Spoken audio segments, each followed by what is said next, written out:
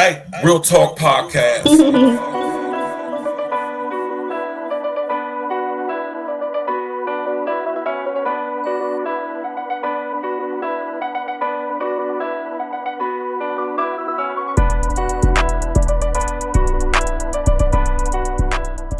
Yeah, what up? It's the man about town, Virgil, aka Stacks with the Facts. And y'all know y'all tuned in to another episode of Real Talk Podcast, pre-recorded situations. First thing first, all praises due to the Most High. You know what I'm talking about? Smash that like button, click on the bell, subscribe to the page, and of course, share on your social engineering. Now, Benjamin BOULE CRUMP. Right, this guy is the new Johnny Cochran. Benjamin BOULE CRUMP is a member of Omega Psi Phi. He's a Prince Hall Mason, and he's a member of Phi Beta Kappa, and he is also, he's also the go-to guy when it comes to all of these, what I call mind effing psyops that we be getting hit with. Speedy recovery to our young brother, Carl, or what's his name? The young boy Yarl, what's his name? Carl Yarl. I'm messing his name up, but his last name is Yarl. Speedy recovery to our young brother. May the Most High cover him, protect him and his family and the community and everybody that's been affected by this, right? To the guy who shot him, I can't remember the white guy's name. It don't even matter what his name is for real, you know, to be honest with you. This dude looks like he has mental issues. He looked like he got a lot of demons on him as well. So, you know, that's all I'm gonna say about that. And Benjamin BOULE CRUMP, in my opinion, and I would dare say facts, I could definitely correlate and connect and put it together, you know what I'm saying? But you know, that could be argued. But I will go as far as to say that Benjamin BOULE CRUMP is being used to trigger a race war, right? Now, some people might say I'm reaching with that, but it could be argued, right? Benjamin BOULE CRUMP has been the guy that's pulled out to represent these families of these so-called, I'm not gonna say so-called, but he's been called to represent the families of these mind-screwing psyops that we've been getting hit with for these past few years. Ahmaud Arbery, Trayvon Martin, Breonna Taylor, even right here in my city, Casey Goodson Jr., not Casey Goodson Jr., but the Casey Goodson Jr., right? And there's a lot of others, man. You know what I mean? I mean, not Casey Goodson Jr., the one light-skinned brother who was shot by the female cop in his driveway. I can't remember his name. But, and the list just goes on and on and on. And he's being used as a agent provocateur, rabble rouser to get people riled up, right? To get them emotionally involved through the psyop of racism, right? In efforts to potentially violently radicalize people by spreading ideologically based violence. I was watching an interview with him and Roland Martin earlier today, and they're basically just licking and glad handing each other. Roland Martin's BOULE too. They both were on there painting this narrative that somehow us as black people are in danger from white people in society, which has some truth to it to an extent, but there's some context to that. Your average run-of-the-mill white guy is not a threat to you. So my question is, who is this guy who shot our young brother? Like, when I say who is he, who is his people, who he connected to, right? And I personally believe that this situation and situations similar to it are being used to get us to spread ideologically based violence, and I dare say violently radicalized, right? Let me tell y'all something, man. Violent radicalization doesn't have to be physical violence. This is why I tell y'all to look up what the definition of ideologically based violence, right? You see people are protesting, and when I was seeing those protesting marches, it was white folks, black folks, Asian folks, Latino folks, other folk, whatever folks, right? So what I'm saying is everybody is in the crosshairs of HR 1955, the Violent Radicalization and Homegrown Terrorist Prevention Act.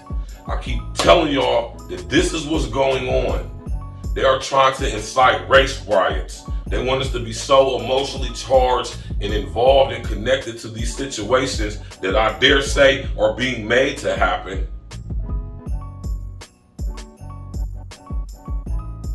Because they want to implement HR 1955. They want to deem us all terrorists, homegrown terrorists. And y'all, I go through this with y'all every time something like this happens. Ideologically based violence, violent radicalization, homegrown terrorism, right?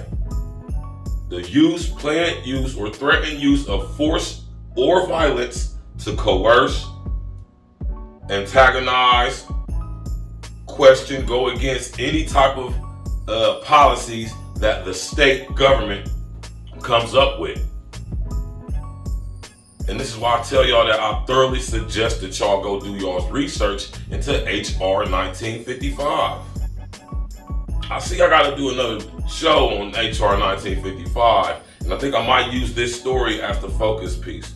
Because, like I said, man, our young brother YALL, man, please, Most High God, please give that young brother a speedy recovery.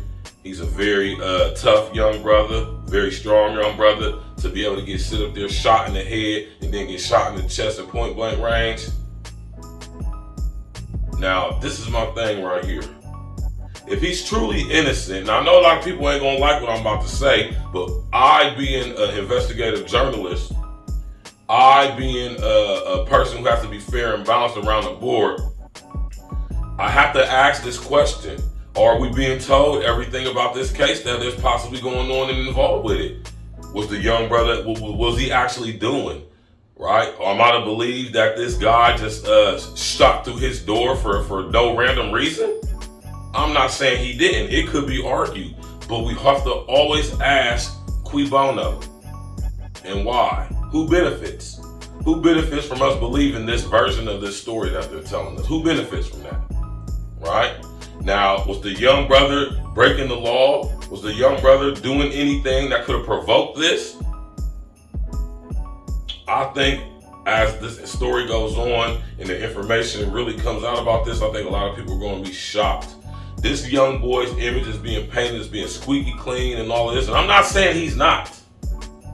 What I'm saying is, I know if Benjamin BOULE CRUMP is involved, I know it's some effery. I know it's some effery. Now, I'm not saying it's on the young boy and his family side. I'm not saying it's not where it is on the white guy side, because it very could be either or a mixture of the two. But the fact that Benjamin BOULE CRUMP is involved lets me know it's some effery going on. Because like I said, he's Omega Phi Psi. He is Prince Hall Freemason. He's Phi Beta Kappa. Benjamin BOULE CRUMP is a part of the system, right? Ask Benjamin BOULE CRUMP, why did he take down off his official website that he was a member of the Boule Society, right? So with this being said, man, I just question everything. I don't believe anything they're telling me about this story. I find it very difficult to believe that this young brother got shot through the door and he walked out and shot him in the chest. I just cannot accept that. I can't accept that. I know there's a high level of racial hatred prominent and prevalent and present in our society. I know this to be a fact. But in this situation, I just can't accept it. I just cannot accept it. I will not accept it. I'm not saying that the young brother did something, but I'm also not saying that he didn't. I can only think, I'm just saying, in order for somebody to shoot, I mean, they have to feel provoked. I mean, I'm just saying, I don't know. I'm gonna wait till more information come out, y'all. But this is something, like I say, Hope this brother recover, man. You hear me? But the fact that Benjamin Boule Crump is involved, y'all, it is some serious effery going on with this case. And we're going to be surprised when that information come out about this, man. Click on the bell, subscribe to the page, smash that like button, share your social engineering. Question everything, y'all, especially what you hear from me. Hey. Stacks with the facts. E&E. Stimulus package. Let's go. I'm from that nutty north. Agla Green, Cleveland, and have number streets. Windsor Terrace, Short North. On my north side, just ride with me. Brittany Hill, South Mott, New Jack, Twist in the noon. Can't forget about P Street and L Block 2, cause they some goons. Nutty North, Agla Green, Cleveland, and have number streets. Windsor Terrace, Short North. On my north side, just ride with me. Brittany Hill, South Mott, New Jack, Twist in the noon. Can't forget about P Street and L Block 2, cause they some goons. What you fuck niggas know about the north side? North side till I die, got a lot of pride. P Street where I saw my first homicide. So if you work at the Dutchess for $1.05. What you fuck niggas know about Big City? Sound Cone, get a slushy for $1.50. Use egg rolls, best in the city. Big Daddies had the freshest gear in the city. Stacks with the facts, ain't nobody fucking with me. Grown folks was a Papa Club in the city. Sunny Grill had the best drinks in the city. Chef Place closed down cause they drinks was shitty. Got love for the east side, love for the south side. Got love for the west side too.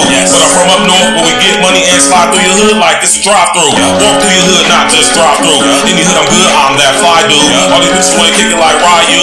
In my DL, kissy face, hi boo. If you from up north, rep that shit. Say it real loud with your chest, nigga. No NBA, no EA Sports, but I still ball on the best that nutty north. Agla Green, Cleveland, and have number streets. Windsor Terrace, Short North. On my north side, just ride with me. Brittany Hill, South Mott, New Jack, Twist in the noon. Can't forget about P Street and L Block 2, cause they some goons. Nutty North, Agla Green, Cleveland, and have number streets. Windsor Terrace, Short North. On my north side, just ride with me. Brittany Hill, South Mott, New Jack, Twist in the noon. Can't forget about P Street and L Block 2, cause they some goons. Brooklyn Mall was the best one we ever had. That's where I caught the patent leather Jordan Lemons at. That's where I caught my first herringbone chain at. That's where I saw my first stone of cocaine at. Give me a beat, I'm a propane at. Mifflin Middle's where I learned to spit flames at. P Street where I really sold cane at. One of the reasons why the street is really named that. Straight facts, I ain't never gotta lie to ya. North side pride, gotta keep it live for ya. My Crip niggas dark blue like they play for Hoyas. My blood niggas die moon like the Massa Wars. Can't forget about Genesee Avenue. That's where a nigga made dividends revenue. Murder Street, Miss Enos Jerk Barbecue. Island Vibes, Windsor and Cleveland Avenue. Caddy Corner across the street, Tom's Corner Store. Just one thing, Windsor Terrace famous for. Can't forget about D&J's 4th and 8th. H's crib cooking up 4 ways and 8. On the north side, niggas, yeah, we really great. Name a better side of town, I sit and wait. All your other side of towns, y'all win away. All your other side of towns, y'all win away. Nutty North, Agla Green, Cleveland, having number streets. Windsor Terrace, Short North. On my north side, just ride with me. Brittany Hill, South Mott, New Jack, Joyce, and the noon. Can't forget about P Street and L Block 2, cause they some goons. Nutty North, Agla Green, Cleveland, having number streets. Windsor Terrace, Short North. On my north side, just ride with me. Brittany Hill, South Mott, New Jack, Joyce, and the noon. Can't forget about P Street and L Block 2, cause they some goons.